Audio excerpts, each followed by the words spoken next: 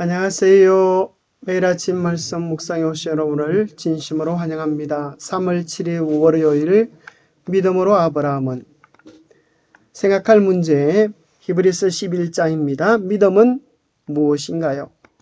아브라함의 믿음의 특징은 무엇인가요? 오늘 우리에게 주는 교훈은 무엇입니까? 믿음은 바라는 것들의 실상이요 보지 않는 것들의 증거니 선진들이 이로써 증거를 얻었느니라. 믿음으로 모든 세계가 하나님의 말씀으로 지어진 줄을 우리가 아나니 보이는 것들은 나타난 것으로 말미암아 된 것이 아니니라.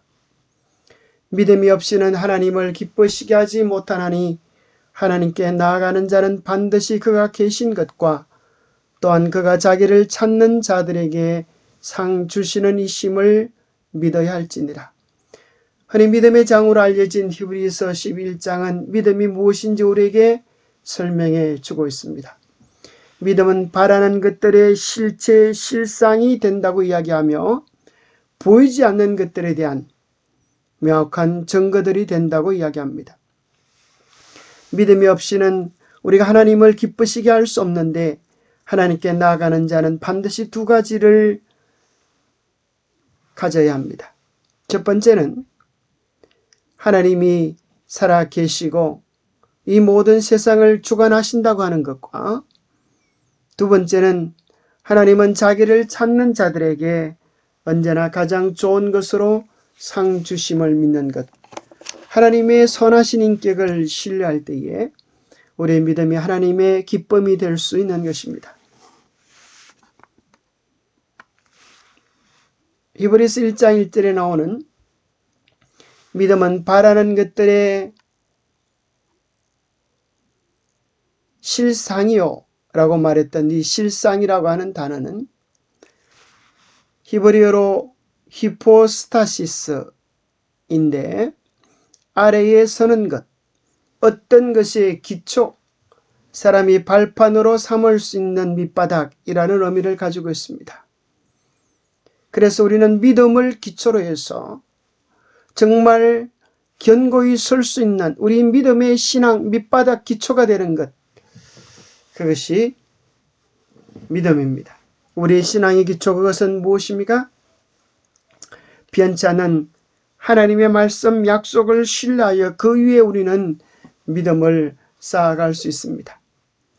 특별히 교회 주석에 보면 히포스타시스는 고대 파피루스에서 사람으로 하여금 재산에 대한 자신의 소유권을 입증하게 하는 법적인 문서들에 대하여 사용하였다고 합니다.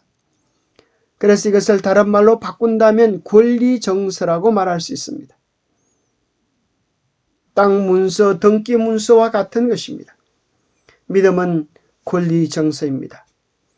믿음으로 그리스도인은 그에게 약속된 것을 이미 소유하고 있다고 여기는 것입니다. 이와 같이 믿음은 그리스도인으로 하여금 약속된 축복들을 주장할 수 있게 할 뿐 아니라 그것들을 지금 향유할 수 있게 합니다. 그러므로 약속된 기업은 현재의 소유가 됩니다. 우리가 땅에 대한 권리정서, 땅 문서를 가지고 있으면 우리가 땅을 보지 못해도 그 땅을 내 것으로 여길 수 있는 법적 권한이 주어지는 것처럼 우리가 주님이 주신 약속들에 대한 믿음을 가지면 그 약속들에 대한 권리 정서를 가지는 것입니다. 그래서 우리는 하늘에 대한 소망을 가질 때에 먼 미래에 실현될 것을 믿을 뿐 아니라 그 믿음을 받아들이게 되면 오늘 우리의 것으로 누릴 수 있다고 하는 것입니다. 이 얼마나 놀라운 약속입니까? 믿음의 7가지 공식이 있는데 첫 번째는 하나님께서 말씀하시는 것입니다. 모든 믿음의 기초요 시작은 견고한 하나님의 말씀입니다. 두 번째 단계는 우리는 듣습니다. 혹은 읽습니다. 그리고 나서 우리의 마음속에 하나님이 말씀하셨으니 언제나 변치 않은 하나님의 인격을 신뢰하여 우리는 그 말이 참이라고 진리라고 믿습니다. 그리고 우리는 확신합니다. 그 다음에 5번째 우리가 해야 되는 것은 정말 확신하게 되면 우리는 그 말씀을 순종하게 됩니다. 행동하게 됩니다. 그 말씀을 우리의 생활로 옮기게 됩니다. 그러면 여섯 번째 단계가 이루어집니다. 우리는 그 말씀이 역사하는 것을 경험합니다. 말씀이 능력으로 역사하고 말씀이 우리의 삶의 기쁨과 평안과 하늘의 소망을 주면서 우리의 마음을, 생활을, 삶을 변화시키는, 인격을 변화시키는 힘이 되는 것을 경험하게 됩니다. 하나님의 말씀을 순종했을 때 도무지 이루어질 것 같지 않았던 놀라운 기적들이 일어나면서 믿음의 비밀을 가지게 되는 것입니다. 그래서 우리는 증거를 받습니다. 예수 믿는 것은 받은 증거 많도다. 노래가 있지 않습니까? 예수님을 믿고 예수님의 말씀을 순종할 때 일어나는 놀라운 역사들을 우리는 개인적으로 경험할 수 있게 되는 것입니다.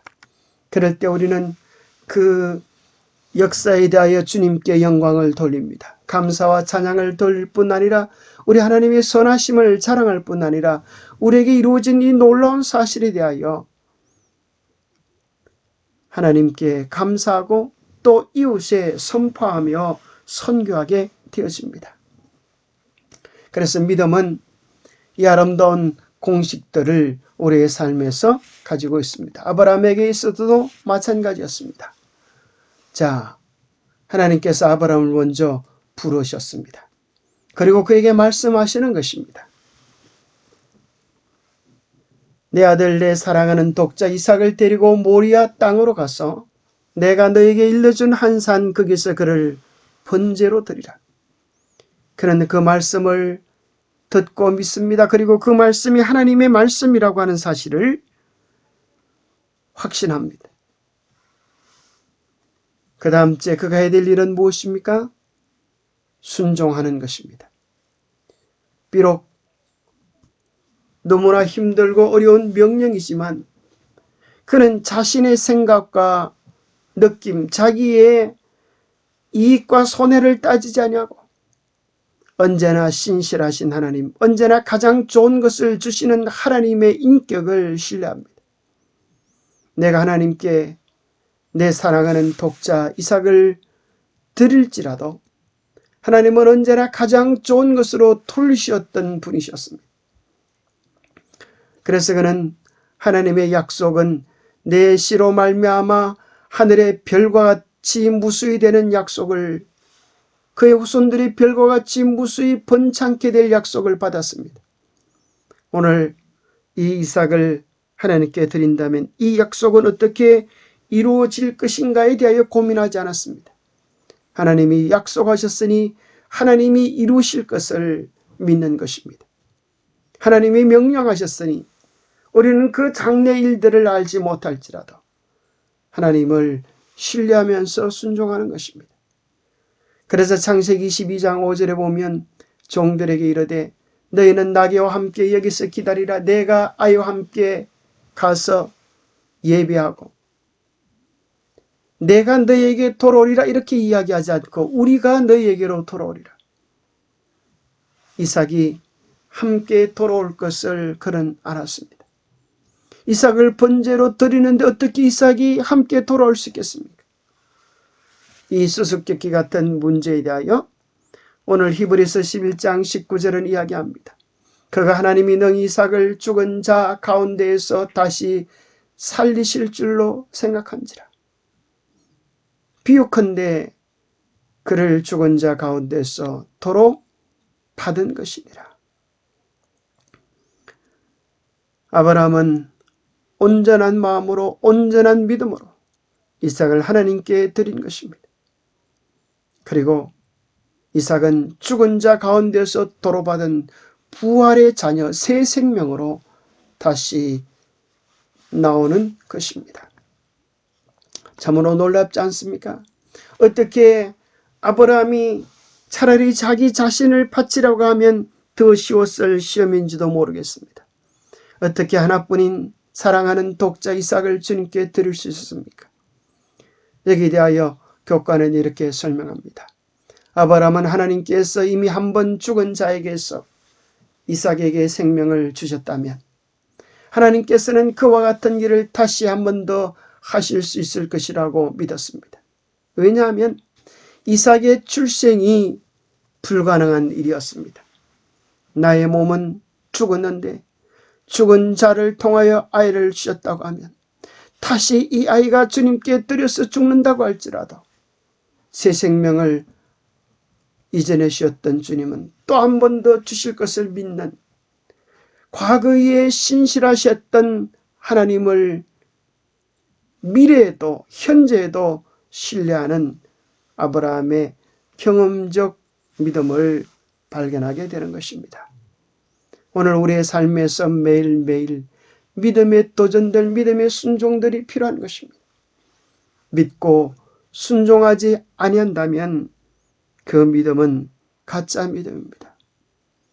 아브라함이 하나님, 제가 하나님을 사랑합니다. 하나님을 믿습니다. 그러나 이 일은 하지 않겠습니다라고 한다면 어떻게 되었겠습니까?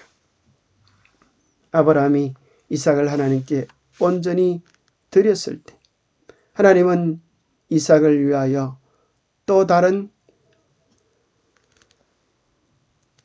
속죄양을 준비해 놓으셨습니다. 사실 깨닫고 보면 하나님은 언제나 신실하셨습니다. 이삭을 바치라고 명령하신 그 이유는 사실은 이삭이 아니라 우리의 죄를 위하여 당신의 하나뿐인 예수 그리스도를 주셨던 하나님의 심정, 그 마음, 그 복음을 깨닫도록 하기 위하여 아브라함에게 하나의 문제를 주셨던 것입니다. 사랑하는 아들을 하나님께 드린다고 하는 것이 얼마나 힘든 것이었음을 그는 깨달았을 것입니다. 그리고 그는 하나님께서 우리에게 당신의 아들을 주셨다고 하는 이것이 이론이 아니라 실제로 경험하면서 하나님이 찢겨지는 마음을 경험하면서 복음이 무엇인지, 주님이 우리에게 베푸신 사랑이 무엇인지를 그는 모든 세포 하나하나가 경험하게 되었을 것입니다.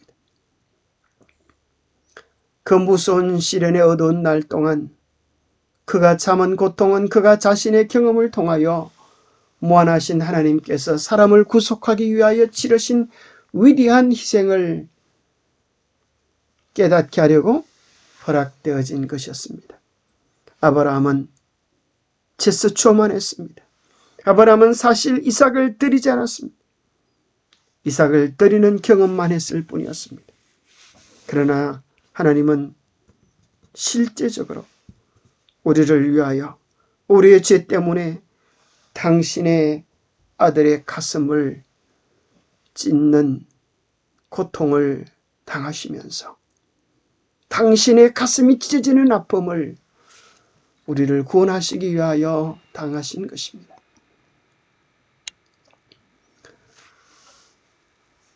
아브라함의 믿음에 대하여 이렇게 설명해 줍니다. 그는 하나님께서 당신의 모든 요구에 있어서 공평하고 의로우심을 알고 문자 그대로 그 명령을 순종하였습니다.